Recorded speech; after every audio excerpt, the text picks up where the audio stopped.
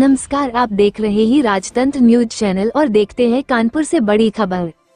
आज दिनांक 18 नवंबर 2024 को मुथूट ग्रुप की ओर से प्राथमिक विद्यालय सुजातगंज सदर बाजार कानपुर नगर में दिल्ली से मुख्य अतिथि दिलीप आर्य CSR मैनेजर एवं नवीन कुमार शुक्ला ब्रांच मैनेजर स्वरूप नगर शालिनी गुप्ता खंड शिक्षा अधिकारी के द्वारा विद्यालय में स्मार्ट क्लास का उद्घाटन किया गया व महिलाओं को सर्टिफिकेट वितरण किया गया।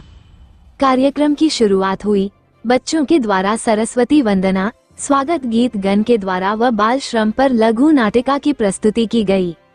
उड़ान सेवा संस्थान की ओर से सभी को स्मृति चिन्ह भेंट किया गया।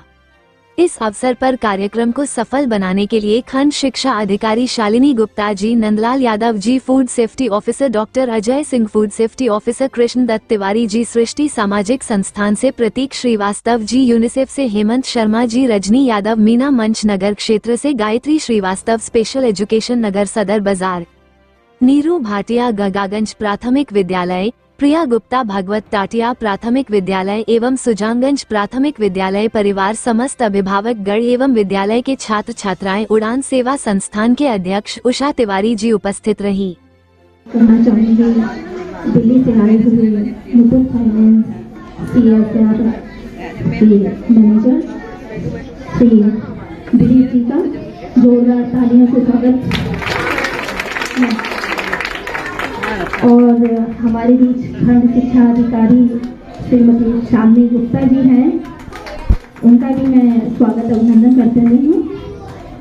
और हमारे विद्यालय की शिक्षिकाएं एवं शिक्षक, मंच पर आसीन समस्त अतिथिगण और जिन्होंने हमारे यहाँ ब्यूटिशियन कोर्स किया है वो भी महिलाएं यहाँ पर बैठी हुई हैं, और हमारे प्यारे प्यारे बच्चे, सभी को मेरा बहुत बहुत आशीर्वाद। बच्चों,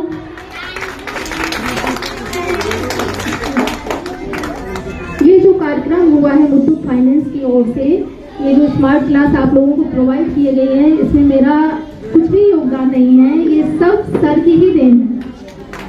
तो मैं बहुत बहुत हृदय से धन्यवाद करना चाहती हूँ कि आपने मेरी बात को सुना और समझा और स्कूल में इस तरह की व्यवस्था कराई ताकि डिजिटल क्लास से एक स्टार्ट हो सके और हमारे बच्चों को नई शिक्षा नीति के बारे में पता चल सके। इसी के साथ मैं कहना चाहूँगी कि उड़ान सेवा संस्थान जो है महिला उत्थान एवं बच्चों के सर्वांगीण विकास के लिए कार्य कर रहा है। विभिन्न बस्तियों में विभिन्न स्कूलों से जुड़कर कार्य किया जाता है। और मुझे आज भी याद है जब मैं पहली बार एक प्राइमरी विद्यालय 19 अगस्त 2017 को गई थी और मैंने बात की बच्चों से, कुछ पेरेंट्स से भी मिली, बच्चों से भी बात की और बस मन ही मन में ठान लिया कि मुझे इनके लिए कुछ करना है। संघर्ष चाहे जितना भी बड़ा हो, चाहे जो कुछ भी हो, लेकिन मुझे इनके लिए कुछ करना है। स्कूलों के माध्यम से मैंने कई ट्रेनिंग सेंटर चलाए और महिलाओं को उसमें जोड़ा। कुछ निःशुल्क थे, कुछ थोड़ा सा शुल्क लेकर भी किया गया। महिलाओं ने सीखी। आज 300 महिलाएं हमारे यहाँ प्रशिक्षण प्रदान कर चुकी हैं और कुछ महिलाएं अपने घरों से कार्य भी कर रही हैं, कुछ ने अपनी दुकान भी डाल ली है और कुछ महिलाएं सिलाई का काम कर रही हैं और कुछ महिलाएं ब्यूटिशियन का ही घर में कार्य कर रही हैं। तो ये सब सहयोग भी हमें विद्यालय परिवार से ही मिला है, जिन्होंने इतना योगदान दिया कि हमें एक रूम प्रोवाइड करवाएं और उसमें ये क्लास वगैरह चल सके। तो हमारे भी जो खंड शिक्षा अधिकारी और मुथूट फाइनेंस से जो आए हुए हैं, तो हमें उड़ान सेवा संस्थान ये चाहता है जैसे स्किल डेवलपमेंट प्रोग्राम इन महिलाओं के लिए भी इस तरीके का चलाया जाए। जैसे बच्चे तो स्कूल में पढ़ रहे हैं, लेकिन जो ये महिलाएं और इनके अभिभावक जो बैठे हुए हैं, कहीं ना कहीं ये घरेलू कामकाज महिलाएं हैं, जिनके लिए हम ऐसी कोई व्यवस्था करें ताकि वो भी आगे बढ़ के कार्य कर सकें और अपने पैरों पे खड़ी होकर आत्मनिर्भर बन सकें, ताकि ये भी अपने बच्चों को अच्छे से अच्छे स्कूल में एडमिशन कराएं। बाकी सरकारी स्कूलों में कोई कमी नहीं है, तो इनके लिए भी कोई इस तरह का प्रोग्राम, स्किल डेवलपमेंट प्रोग्राम या फिर और भी कई तरह के प्रोग्राम हैं जो इनके लिए चलाए जाएं। तो मैं इसी तरह के हमारे बस्तियों, अनेक बस्तियों में कुछ ऐसे बच्चे हैं जिनको ना ही तो सरकारी स्कूल है ना ही कोई स्कूल है।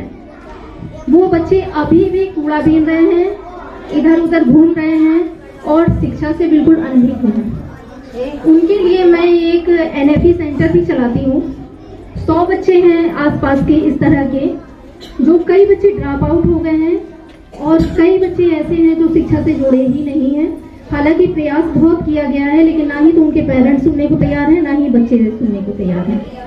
तो हमारा ये प्रयास रहता है, हम 2 घंटे की क्लास वहाँ पर चलाते हैं और उन बच्चों को इस तरह काबिल बना देते हैं कि उनका स्कूलों में एडमिशन करवाया जाए, प्रवेश दिलवाया जाए स्कूलों में। तो उन बच्चों के लिए भी हम चाहेंगे, हमारी बस्ती पास में ही है, और उन बच्चों के लिए चाहेंगे कि अगर कुछ इस तरह की व्यवस्था हो जाए। ना तो हमारे पास जगह की व्यवस्था है और ना ही उनके लिए कुछ ऐसा संसाधन है। वॉलेंटियर्स भी हैं जो आते हैं और 2 घंटे के लिए पढ़ाते हैं, क्योंकि निःशुल्क सेवा कोई नहीं देना चाहता है। सभी को अगर वो काम कर रहा है तो उसे कुछ ना कुछ चाहिए है। तो अगर इस तरह की व्यवस्था स्कूलों में, स्कूलों के अभिभावकों के लिए, पेरेंट्स के लिए, और इनकी जो माताएं बहनें हैं, जो घरेलू कामगार महिलाएं हैं, इनमें से कई महिलाएं हैं जो घर से काम करती हैं, तो इनके लिए कोई स्किल्स डेवलपमेंट प्रोग्राम चलाया जाए तो बहुत ही, ये मेरा सुझाव है सर। ज़्यादा समय नहीं लूँगा मैं, सिर्फ मैडम का जो सवाल है मैं उसका जवाब ही दूँगा। महिलाओं के लिए ऐसे मुथूट फाइनेंस पहले से ही बहुत काम कर रहा है, जिसमें कि स्किल डेवलपमेंट से रिलेटेड चीज़ें हमने जैसे पहले भी बताया कि हम लोग ट्रेनिंग और ऐसी चीज़ें में हम लोगों का विशेष वैसा सपोर्ट नहीं होता, क्योंकि हम 1 टाइम सपोर्ट करते हैं। इसमें बहुत सारी महिलाओं को हम लोगों ने स्टिचिंग की मशीन, सिलाई की मशीन हमने दिया हुआ है। बहुत सारी महिलाएं स्कूल बैग बनाती हैं, उनके लिए हमने बैग बनाने की मशीन या जो भी अगर उनको चीज़ की रिक्वायरमेंट है वो हमने दिया हुआ है।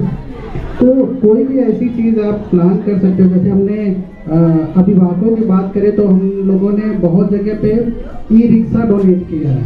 हमने जो है ठेले वाली जो गाड़ी होती है वो महिलाओं के लिए डोनेट किया है, कि जिससे पे जाके वो लोग सब्जी और अदर चीज़ वो बेचती है ना। तो इस तरीके से हमारा लाइवलीहुड पे बड़ा फोकस रहता है, लेकिन उसमें ऐसी ही चीज़ हम ज़्यादा करते हैं जो चीज़ हम डायरेक्ट बेनिफिशरी को देते हैं और उससे वो लोग कुछ कमाते हैं। तो ऐसा कोई प्रोजेक्ट होगा तो डेफिनेटली हम करेंगे। और जो आपके जो बच्चे हैं, बच्चों की बात है तो बच्चों के लिए भी हम एजुकेशन से रिलेटेड कोई भी चीज़ की रिक्वायरमेंट होगी वो चीज़ें हम पूरा कोशिश करेंगे कवर करेंगे। ठीक है, थैंक यू सर। इसी के साथ